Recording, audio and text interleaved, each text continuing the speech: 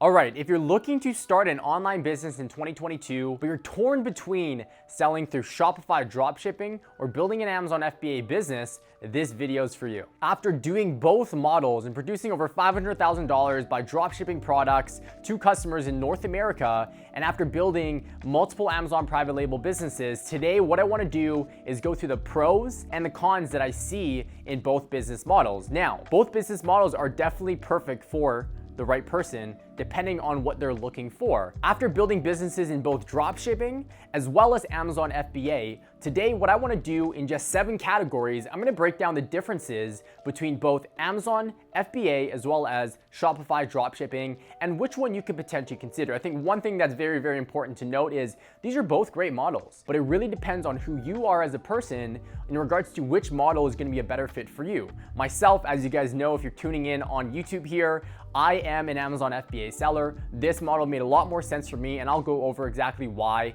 in just a minute here. Okay, so the first category that I want to talk about is the customer base. The reason why I love Amazon FBA so much is because we actually get to tap into over 200 million Prime users. Now that is Prime users, not even all the additional people that come on to Amazon. They may not be 100% loyal, but they come and make purchases every now and then. Leveraging an existing customer base of over 200 million Prime users allows us to essentially start making money sooner. Now, with the fact that we get to leverage that customer base, there is data to show that Amazon Prime users are more likely to buy than a regular customer. So if we're talking and putting that into perspective with Shopify dropshipping, we have to pay to acquire the attention of a customer at that point. And because of that, we don't really know what is actually going to entail in terms of us actually acquiring that customer in the first place. There's a lot of emotional based selling involved with that, which we'll get to in another category. But all said and done, because Amazon is a search engine that is search term based as opposed to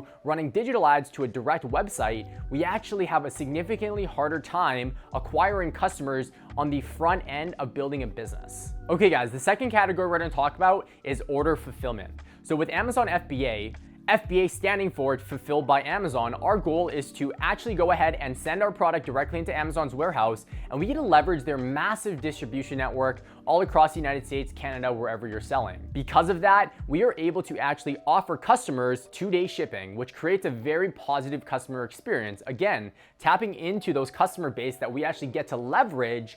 All of those Prime users get access to that 2-day shipping right at the gates, which gives us that little bit of a leeway compared to the Shopify dropshipping model. Now, when it comes to Shopify dropshipping, the downside of this is all said and done, we need to actually be able to manage the fulfillment of every single order, which comes with a couple of different stems. The first one is actually making sure that we acquire the customer information and sending that product from China all the way into wherever we're looking to sell it, Canada, United States, if you're selling in the United Kingdom. Now, the downside of that, yes, there are apps to automate that per se, but the downside of that is we do need to deal with all of the customer inquiries. As you can imagine, coming from China, in order to be profitable selling products through the dropshipping model, we are gonna have 30-day shipping times at least. You can potentially have sooner shipping times depending on where your supplier is located, but all said and done, with long shipping times creates bad customer experience. With bad customer experience, creates a whole other workload that you need to consider having a good customer service support team in place. Now with Amazon FBA, Amazon allows for returns more often than not, and all said and done, they deal with all of the processing of that return. So it takes that time off of you, and on top of that, deals with all the customer service that's involved with those returns as well. So this is another reason why the Amazon FBA model makes a lot of sense, and made a lot of sense for me specifically. So the next category that shows significant differences is the listing that you create on your Amazon, on the Amazon search engine, or the website and listing that you have through the Shopify dropshipping model. So with the Shopify dropshipping model, there really is no structure. So when it comes to actually developing your listing, you have a lot more creative freedom when it comes to actually connecting with your customer. With Amazon FBA, the listing that we create needs to be created for the search engine, meaning sometimes when you create all of the copy associated to that, it may not actually sound as sexy as you want it to sound, because your goal is to really index for certain keywords in your listing by optimizing it for search volume that are keywords that are relevant to the customers that you're going to be targeting. Now, there are also a lot of back-end things when it comes to developing your listing on Amazon, minuscule things that are honestly very, very tedious to put together. There's a lot of compliance notifications that come with that. Now, with the website or the listing that you create with your Shopify website, again, a lot more freedom and a lot less work in order to go ahead and actually do that. All right, the fourth category that we're gonna talk about is startup costs. This is probably one of the biggest differentiations when it comes to choosing the Amazon FBA model over the Shopify dropshipping model, okay? With Amazon FBA, like I had mentioned, we store our inventory in Amazon's warehouse. The reason why we can promise that 2-day shipping is because they have that and we're leveraging their existing infrastructure in order to ship that product to the customer. With that comes the fact that we need to order our product in bulk in China. A couple of downsides with that is significantly higher startup costs. We are actually going to acquire all of that cost associated to developing and producing, but also shipping that product all the way into the United States, Canada, wherever you plan to sell. The other downside of that is lead time. You now have to project a lot more time specifically for getting that product from point A to point B. So inventory planning is very, very crucial in that. Now, with that said, I want you guys to put into perspective the drop shipping model. We still deal with those shipping times, but on an order basis as opposed to a bulk order basis. So we're still dealing with 30 to 60 day shipping times after that order is made, okay? Now, when we're talking about the startup costs with drop shipping, one of the most advantageous things about this is there is very minimal startup costs associated to the drop shipping model. As you can imagine, we don't actually acquire any kind of inventory on the front end. When a sale is made, we will coordinate that with a supplier or we'll coordinate that on AliExpress and actually coordinate that delivery directly to the actual customer itself.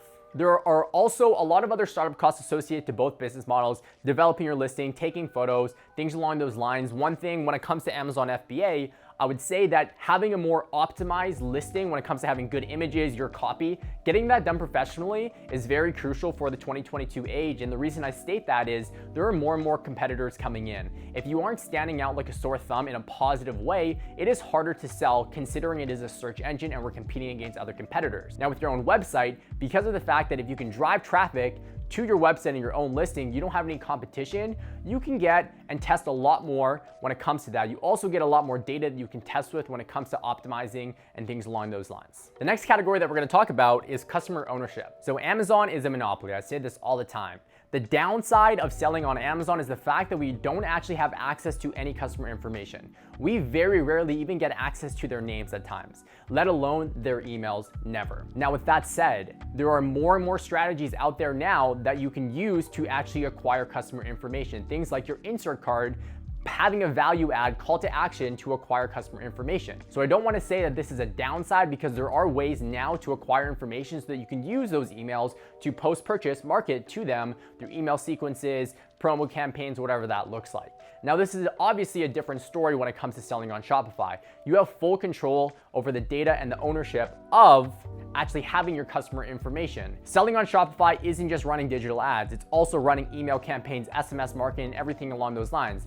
Even when it comes to being successful on Amazon, you can't just rely on selling on Amazon, and doing these post-purchase strategies are very, very important.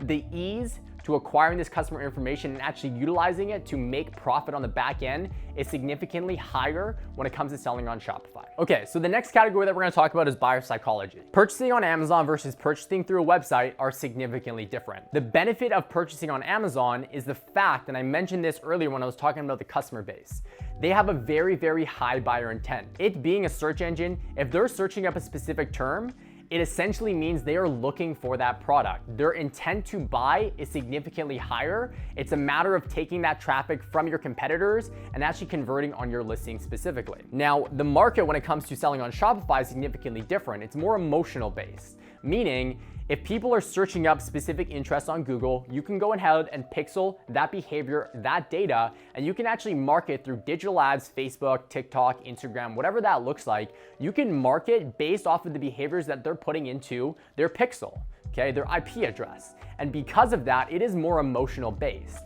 It doesn't necessarily mean they actually need this product, okay? But if you can tap into the emotion of the customer to acquire that customer, then it can significantly work. Now, the downside that I see with that is because the buyer intent is significantly lower, you typically see more returns in the future because they may purchase it because they think it's cool, it looks sexy, but they don't actually need the product, where Amazon, they most likely need the product if they're actually searching it up in the first place. All right, guys, so the last category we're gonna talk about is the speed to scale. Now, transparently, the speed to scale in both markets can be significantly increasing, and they can both be very, very beneficial, but in a couple different ways. So again, if we're talking about that customer base that Amazon has, they have so many different customers, but on top of that, not only customers, but also specific keywords that we can go after. When you optimize your listing, when we're talking about number 3 here, when you optimize your listing, you can optimize your listing to take over 100,000 plus searches every single month, specifically to the keywords that you optimize for. The power to scale a product is significantly higher when it comes to selling on Amazon because of that exact reason. There's so much opportunity for us to look at data when it comes to keywords because it is a search engine that Amazon actually allows us to access, that we can actually leverage to continuously produce more and more advertising campaigns and have a little bit less risk, I'll say, when it comes to actually scaling through advertising. Now, when it comes to the speed to scale with selling on through dropshipping and Shopify, also very, very powerful. Now, one thing that you might spend a lot of time and money on is really testing different behaviors, demographics, different ways to communicate with the customer by split testing your listing, your ads, all that kind of stuff. It can be extremely costly when it comes to that because there's so many different factors to it. But once you find winning audiences, once you find winning creatives, the scale potential for that is also very significant. So guys, now that you know the differences between Amazon FBA as well as Shopify dropshipping, I want to talk to you a little bit around why I chose to actually pursue Amazon FBA. One of the main reasons was I was building these businesses while I was working a job. So if you're listening to this and you are working a job currently, Amazon FBA is going to be a lot more of an appealing model because you don't typically spend as much time in the business. Not only do you spend less time getting it up and running, but you also spend less time at the end of the day actually managing the business because they deal with all the fulfillment, they deal with most of the customer service. And on top of that, getting started on Amazon is a very advantageous way to start an online business and scale to maybe having your own Shopify website in the long run because we get to leverage that customer base. So think of it as a shortcut in a way. When it comes to Shopify dropshipping, I produced around $500,000 within my first 6 months. Did extremely, extremely well. But because of the fact that we dealt with, a lot of customer returns, we had to put a team in place in order to handle the customer service of it. Our overhead costs was significantly higher. We maintain a margin of about 5%, where our Amazon FBA businesses consistently do over 30%. So they're significantly more profitable in my sense, just because you're dealing with people that have higher buyer intent and you're leveraging a loyal customer base that you can tap into directly. So if you guys are wanting to get started on Amazon FBA and show a little bit further in regards to why I chose this model, I encourage you guys to join my free Facebook community. We're gonna drop the link in the bio here. We provide lots of free resources, trainings, and everything in between to help you get started, but also just to get you more educated so that you can see if Amazon FBA is gonna be for you. I'll see you guys on the inside.